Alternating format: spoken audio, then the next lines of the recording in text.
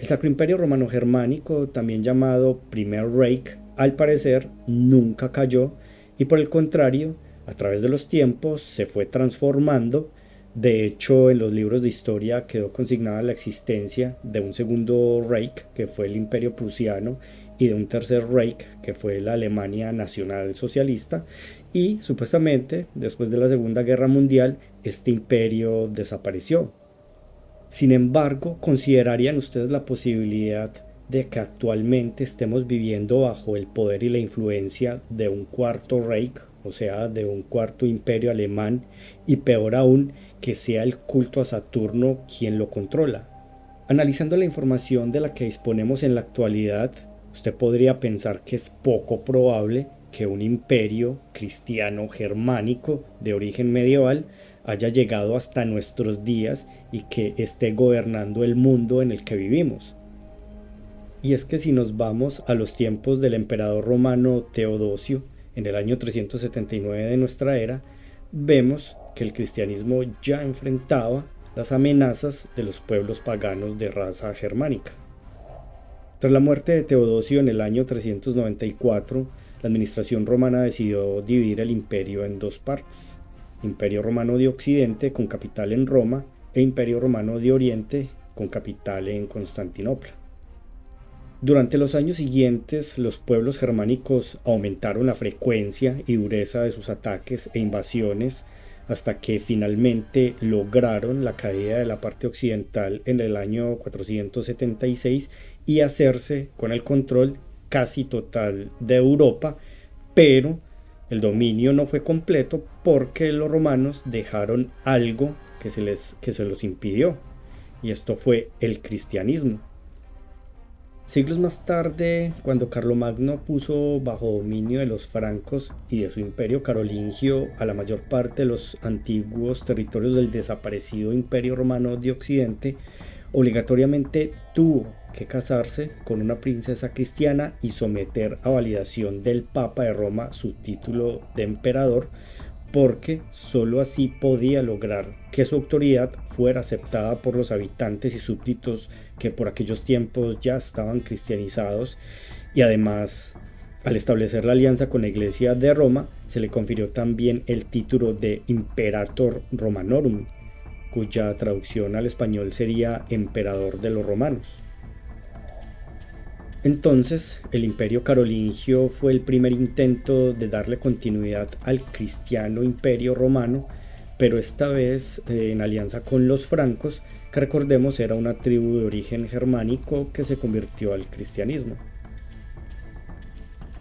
A partir de este momento se consolidan en Europa entonces las condiciones ideales que propiciaron, por un lado, la conformación de órdenes monásticas enormes que ampliaron el poder y la influencia cristiana por todo el territorio del Imperio Carolingio, y por otro lado se produce un surgimiento inusitado y exponencial de familias prominentes y acaudaladas que posteriormente dieron origen a las casas reales de la nobleza europea de raza germánica. Los herederos descendientes de Carlomagno a su vez dieron origen a la dinastía carolingia, y durante toda la Edad Media el propósito de las demás familias nobles germánicas fue el de lograr alianzas matrimoniales estratégicas con ellos. De aquí surge el poder imperial de la aristocracia europea hegemónica, que por vías directas o indirectas tienen una ascendencia o una conexión genealógica con la dinastía carolingia germánica. Mientras que por el lado romano, las familias de la nobleza veneciana y genovesa, que controlaban a la iglesia cristiana, al papa y a las órdenes de caballería monásticas como la Orden del Temple, la Orden de Malta o la Orden Teutónica, conformaron el poder sacro o sagrado. Ambos poderes en el año 962 finalmente lograron dar origen al primer Reich o primer imperio alemán, que los historiadores denominaron como Sacro Imperio Romano Germánico, y cuyo sistema político, económico y social, recordemos, fue el feudalismo, que estaba caracterizado por descentralizar el poder del emperador y delegarlo en la nobleza, que eran familias o señoríos que administraban los territorios o reinos, controlaban los medios de producción y ejercían el dominio y control sobre la población a través de una relación de poder llamada vasallaje, que podía ser una persona, un grupo de individuos o un reino, que a cambio de su lealtad, fidelidad y de garantizar el status quo del emperador y de la nobleza, recibían privilegios y gozaban de protección por parte del rey o del reino, del cual eran vasallos, en detrimento de la clase trabajadora conformada principalmente por campesinos, artesanos y esclavos, a los que se les denominaba siervos. Después de esta cápsula de historia podríamos hacer un compendio de información y datos de la actualidad para tratar de compararlos con los datos históricos de la Edad Media y así tratar de determinar si efectivamente en la actualidad existe un cuarto Reich o cuarto imperio alemán, al que podríamos denominar como un neosacro imperio romano-germánico que funciona con un sistema neofeudal, y además podríamos tratar de determinar también si el culto a Saturno sigue inmerso en él. El torrente de información que justamente vamos a ver a lo largo de los siguientes capítulos va a ser bastante revelador. Vamos a ver aquí por primera vez las caras de los presuntos miembros del culto a Saturno, las caras de sus herederos, las relaciones de poder entre el culto a Saturno, la nobleza europea y sus vasallos, o sea, los grupos de poder que ejecutan los métodos y hacen uso de los instrumentos y mecanismos que le garantizan a sus señores feudales el dominio y el control sobre la humanidad.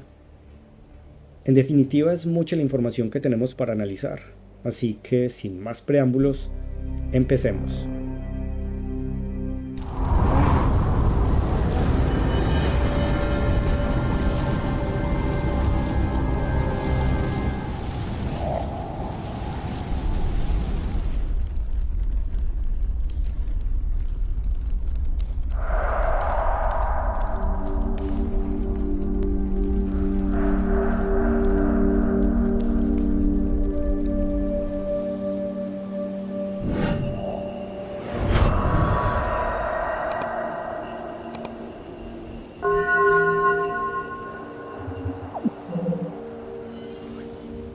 Hola amigos, saludos a todos. Como lo acabamos de mencionar en la introducción, lo más probable es que el culto a Saturno, desde hace ya más de un milenio, ha estado oculto en el Sacro Imperio Romano Germánico, que recordemos es el heredero del Imperio Carolingio y del Imperio Romano de Occidente, y al parecer aún existe en la actualidad, pero en forma de un cuarto imperio alemán o neosacro imperio romano germánico con un sistema neofeudal. Pero para que todos podamos evidenciar que efectivamente esto es así, pues debemos revisar la siguiente información que les traigo en este episodio, y serán ustedes quienes decidan si es probable o no que continuemos viviendo todavía bajo el poder de un imperio medieval en pleno siglo XXI. Bien, entonces vamos a ver. El año 1492 es una fecha muy importante, no solamente porque ocurre el descubrimiento de América, sino también porque supuestamente fue una época de transiciones. Supuestamente fue el final de la Edad Media y el comienzo de la Edad Moderna, y supuestamente este fue el fin del feudalismo y el comienzo del mercantilismo. Unos siglos más tarde, en el año 1806, ocurre supuestamente el fin del ya bastante mencionado Sacro Imperio Romano Germánico, y es a partir de esta época que comienza la hegemonía de los estados y de las repúblicas modernas ante el declive de los imperios, de los reinos y de las demás estructuras organizativas del territorio que primaron durante la Edad Media. Para poder determinar si efectivamente en la actualidad vivimos bajo el poder e influencia de un neosacro imperio romano-germánico, pues tenemos que analizar primero el símbolo principal de lo que en su momento fue el primer Reich o Sacro Imperio Romano-Germánico.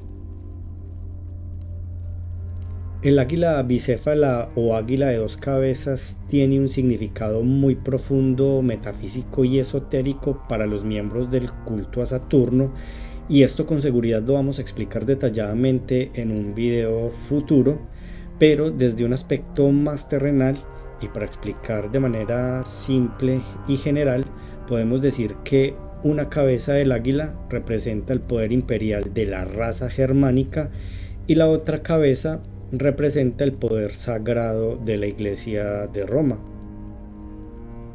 Bien, entonces, para sostener nuestra afirmación, pues se deben cumplir ciertas condiciones, pero la primera y principal es confirmar si efectivamente la nobleza europea y la Iglesia de Roma controlan sectores macroestratégicos clave en el planeta, o sea, la política, la economía, la religión, la energía, los alimentos, la tecnología, la salud, la educación, la gestión de los recursos naturales, el transporte y la logística. Bien, pero antes tenemos que verificar si, en efecto, las monarquías europeas actuales son de raza germánica, porque, pues claro, por eso las llamamos Neosacro Imperio Romano Germánico, y además debemos tratar de develar el rol que desempeñan dentro del culto a Saturno. Actualmente en Europa existen 10 monarquías.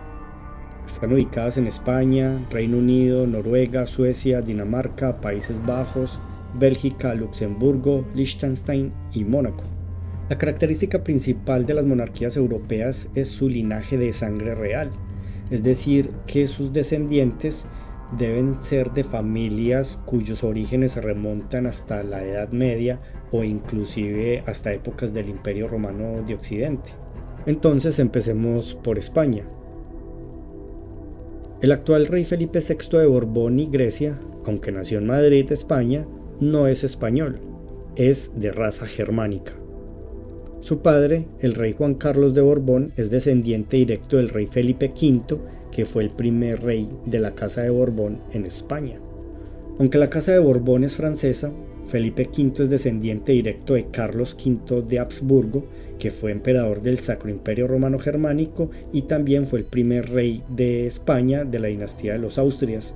Eso lo explicaremos un poco más adelante, pero por el momento podemos decir que es la dinastía antecesora de la de los Borbones. Es decir, que los abuelos de Carlos I de Habsburgo fueron nada más y nada menos que los famosos reyes católicos Isabel de Castilla y Fernando de Aragón.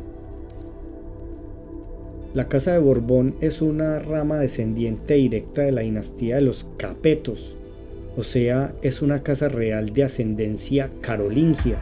Y recordemos que el imperio carolingio, cuyo nombre deriva del emperador Carlomagno, fue el primer heredero del Imperio Romano de Occidente y precursor del Sacro Imperio Romano Germánico. Carlomagno nació en Aquisgrán, ciudad que fue capital del Imperio Carolingio y hoy en día forma parte del distrito gubernamental de Colonia en Renania del Norte, Westfalia en Alemania. Carlomagno fue rey de los francos.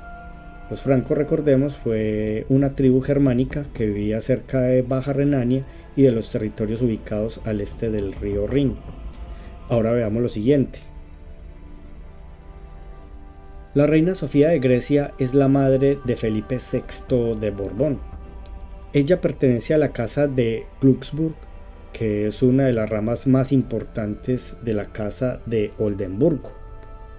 La casa de Oldenburgo es una dinastía familiar germánica que son reyes de Dinamarca y cuyo origen corresponde al territorio que se conoce como el norte de la actual Baja Sajonia en Alemania, y sus inicios se remontan hasta Egilmar, primer conde de Oldenburgo en el año 1143 en la Alta Edad Media.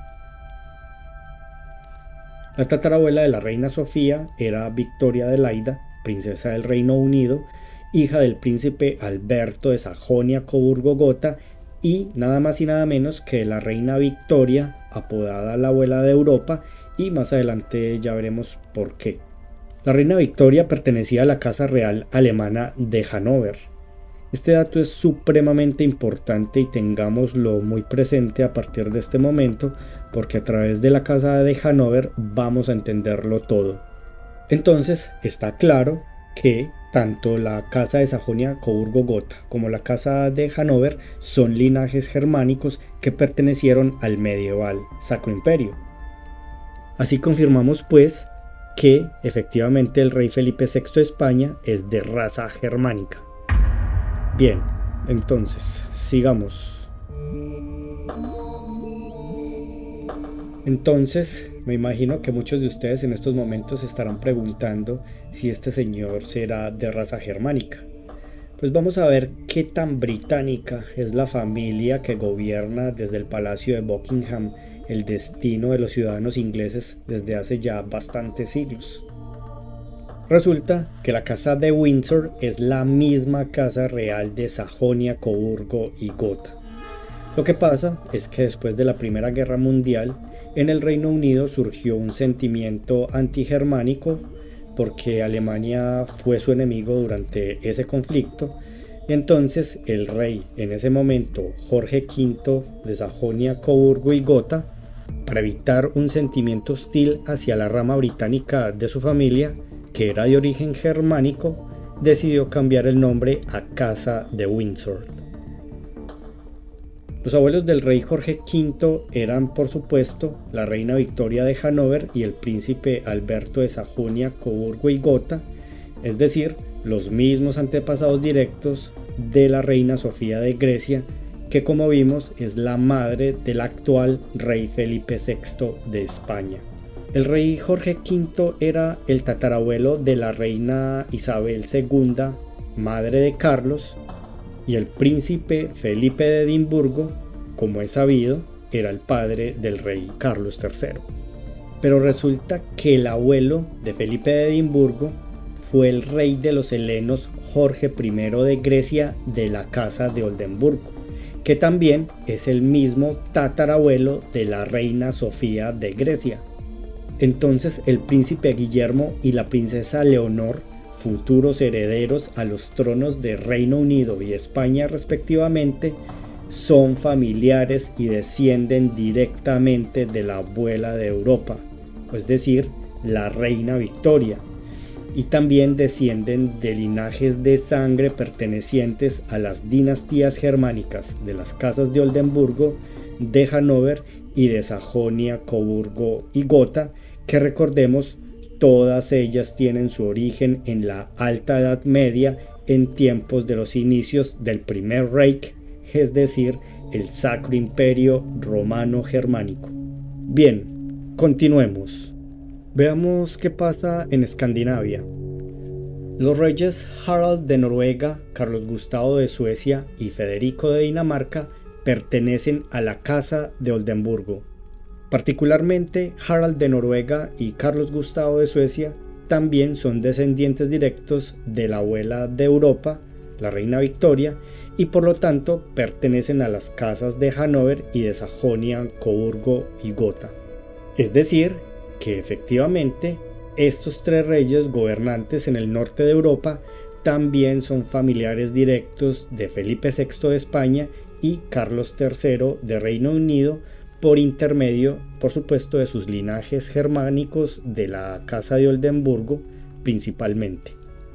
Esta es la cercanía que el rey Harald de Noruega también está en la línea de sucesión al trono del Reino Unido. Impresionante. Entonces, ya en este punto hemos confirmado que al menos el 50% de las monarquías existentes y que aún gobiernan en Europa son de raza germánica. Vamos a ver qué pasa con las otras.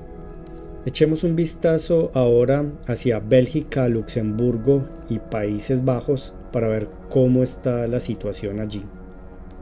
Los reyes Felipe de Bélgica y Enrique de Luxemburgo son descendientes directos de la casa de Sajonia, Coburgo y Gotha. Es decir, que son familiares directos de Felipe VI de España, Carlos III de Reino Unido, Harald de Noruega y Carlos Gustavo de Suecia. Además, Enrique de Luxemburgo también pertenece a la casa de Borbón, es decir, que tiene ascendencia directa hasta la dinastía carolingia. Por otro lado, los reyes Guillermo Alejandro de Países Bajos y Enrique de Luxemburgo pertenecen a la casa de Nassau. La Casa de Nassau es una dinastía familiar nobiliaria de Alemania cuyos orígenes se remontan hasta el año 1100 en la Alta Edad Media. Por su parte, el rey Guillermo Alejandro, por la línea paterna, pertenece a la Casa de Lippe, que efectivamente también es una casa principesca germánica cuyo origen se remonta al año 1123. Y es que el padre del rey Guillermo Alejandro de Países Bajos fue nada más y nada menos que el príncipe Bernardo de Holanda, que como no, era 100% alemán y, en mi opinión, a mi modo de ver, él fue el verdadero Führer del Tercer Reich durante la Segunda Guerra Mundial, y aquel sujeto denominado como pintor austriaco, aquel señor del bigote particular, en mi opinión, no fue sino un títere para mostrar al público y a la historia. Porque los datos y la información existentes en la actualidad en torno a los hechos que acontecieron en aquella época me hacen pensar que esto realmente fue así. Esto también lo revisaremos un poco más adelante porque sí es algo que requiere un video especial para poder analizarlo todo, pero por ahora continuemos con nuestra investigación. Veamos ahora qué pasa en ese poco nombrado pero muy rico país llamado Liechtenstein. El origen de la dinastía gobernante en este pequeño principado de apenas 39.000 habitantes proviene del castillo de Liechtenstein en Baja Austria, castillo que la monarquía posee desde alrededor del año 1140 en la Alta Edad Media. Durante varios siglos, la casa de Liechtenstein adquirió varias extensiones de tierra, principalmente en las regiones de Moravia, Baja Austria, Silesia y Estiria, pero todos esos territorios eran mantenidos como feudos de propiedad de clanes feudales mayores, principalmente de varias líneas de la familia de los Habsburgo. O sea que la casa de Liechtenstein efectivamente es germánica y además vasalla de la casa de Habsburgo, que también es de raza germánica, y varios de sus miembros fueron emperadores del Sacro Imperio Romano Germánico. Bien, en este punto tenemos que 9 de las 10 monarquías existentes en Europa son de raza germánica. Pero, ¿qué creen ustedes que pasará con Mónaco? En el próximo capítulo analizaremos a la dinastía Grimaldi, que lleva gobernando durante más de 9 siglos el pequeño territorio de Mónaco. Además, vamos a descubrir un dato revelador que nos ayudará a tener más claridad sobre el Neosacro Imperio Romano Germánico y la infiltración / alianza que tuvo la nobleza negra italiana en el corazón imperial, que llevó a una disputa entre las dinastías y casas reales de los reyes germánicos. Si les gustó este video, no olviden darle like y suscribirse al canal si aún no lo han hecho. Gracias por ver, nos vemos en el próximo. Hasta pronto.